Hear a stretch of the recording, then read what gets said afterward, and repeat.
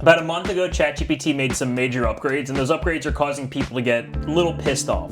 What I'm talking about is the upgrade to GPT-5, and a lot of people are complaining that it feels dumb, it feels worse. They're not getting the same responses that they got before, so they're blaming GPT. But really, it's not a ChatGPT problem, it's a language problem. We have to remember that AI is not only a tool, it's also a skill. And it's a skill that we need to master, and largely that means that we need to master the language that we use when we ask ChatGPT, when we ask AI to perform a task to make something for us. So the problem isn't ChatGPT 5, the problem is that your old prompts don't work. And in this video, I'm going to give you 5 simple fixes to help you get ChatGPT running the way you want it to again, to get the responses that you want so you can get more work done, save more time, and just enjoy all the benefits of AI. So the main reason that GPT-5 might feel dumber or worse for you is because essentially, underneath the layer, underneath ChatGPT, there's always been a couple different brains, we'll call them for lack of a better option.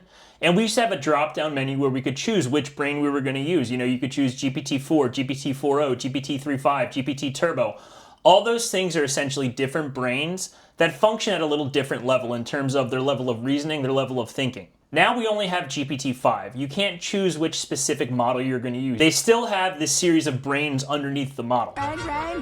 But now instead of being able to directly choose which one you want, your prompt has to include language which pushes GPT to choose the right brain, which pushes GPT to think on a surface level or think on a deeper reasoning level where it's going to give you a really good response. So basically, like if your prompts are vague and weak, you're going to get a very surface level, very shallow, very shitty response from ChatGPT. But if your prompts are detailed, include context, include trigger words, and include a couple different things that I'm going to show you, you're going to get great responses, honestly, better than you've ever gotten before. The first fix is simple, and it's all words. It's trigger phrases. Trigger phrases are going to tell the model to slow down and think harder. At the end of your prompt, if you add something like, think step by step, double check your work, be precise and thorough, or respond in this exact format, those little additional phrases are going to push the router to send your prompt to that more deeper, that better brain, for lack of a better word, and use more reasoning before it answers. The second thing you can do is optimize your prompts. ChatGPT OpenAI actually has a prompt optimizer that you have access to. They post about it in a lot of their blog posts. It's not easy to find if you're on the ChatGPT website, so I will link that in the description. Essentially, all you do is you type your prompt in to the optimizer, and then you give it a couple more things of like what you're looking to get out of it. And the optimizer will actually optimize your prompt so that it will be in perfect ChatGPT language. It'll give all the context, all the things that it needs for you to get what you want. I'm also going to include a link for another prompt optimizer. This is one that I built that I've used for quite some time. It's going to include much more detail, and if you're using ChatGPT for more like creative pursuits, like writing emails, creating marketing, writing copywriting for your website, things like that, the one that I've built is perfectly designed for that. And honestly, it's the one I've used for probably 2 years at this point. But that's a very simple thing that you can do right now to make sure your prompts are the best that they can be so you can get the absolute best response out of ChatGPT. The third thing is to be specific, and this is something that a lot of people miss. A lot of people think when they're talking to ChatGPT that ChatGPT has access to everything in their brain, their preferences, the context of their life, the context of their prompt, everything. It doesn't. It's essentially just like a smarter Google. So your prompts need to be very specific. You can write something like, help me plan a party. You're going to get a really shitty response that isn't going to help you at all. But if you're more specific, like, help me plan a unicorn-themed party for my 7-year-old daughter. We're having 12 guests. Our budget is $400, and we want the party to last 3 hours. You're going to get a much more useful response for your life. The first prompt is so vague that it's going to make the AI brain just kind of guess. It's going to give you generic party tips for any kind of party.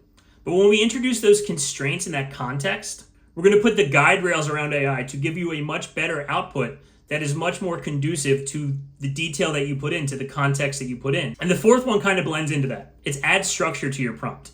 So this is something that I used a lot. I write a lot of emails for myself and clients with ChatGPT, with custom GPTs, etc. So an easy way to do this is to break your prompt into 3 separate things within the text box. It's not 3 separate prompts. You're just breaking up your prompt like with paragraphs almost. The first thing you want to give is the context. Something like, you're helping me create a script for a 60-second Instagram video. After you give it the context, you want to give it the actual task. Something like, write the script in plain English so a 5th grader could understand it. And then after that, you're going to give it the format.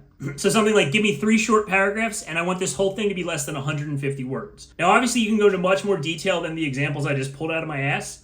But when you give ChatGPT 5 the structure like that, It knows what's the background, it knows what the actual task is, and it knows its expectations. It knows the format of the response that you expect back. It's like giving ChatGPT like an actual blueprint designed by an architect as opposed to just a picture of a house you drew on a napkin.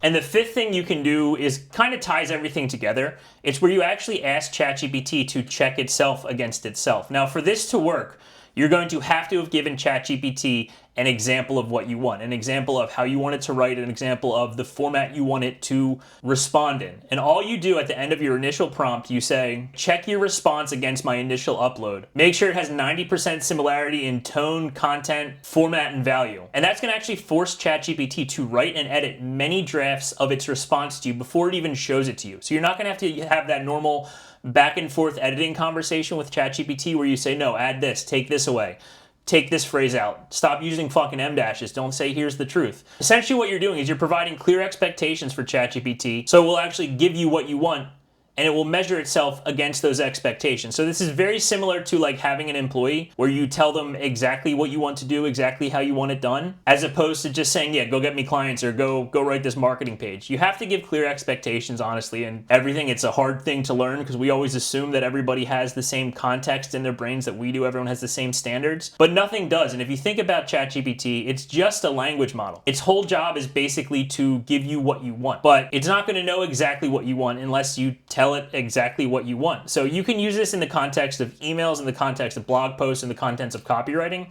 You just have to know what you're looking for, and you have to know what the specific metrics that you want ChatGPT to reproduce. And then all you have to do is communicate it to ChatGPT at the end of your initial prompt.